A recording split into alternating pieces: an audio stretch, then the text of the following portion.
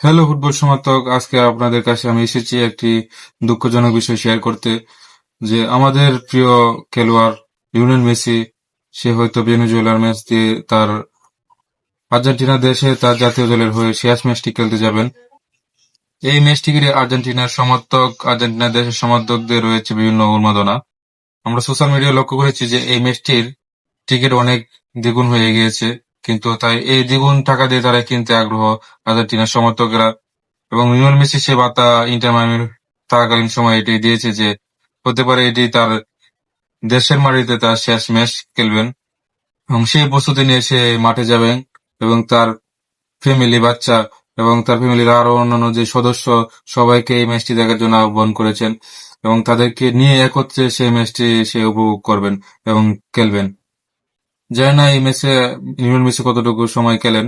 হতে পারে যে শেষ দিকে সে একটু হতে পারে সে শেষ দিকে নামতে পারেন বা শুরুতে নামতে পারেন, কোচের সিদ্ধান্ত। লিওনেল মেসি আমরা বিগত দিনগুলোতে দেখেছি বিভিন্ন ইনজুরিতে কাটাচ্ছেন। লিওনেল মেসিকে নিয়ে কোচ অবশ্যই রিস্ক নিতে চাচ্ছেন না এবার।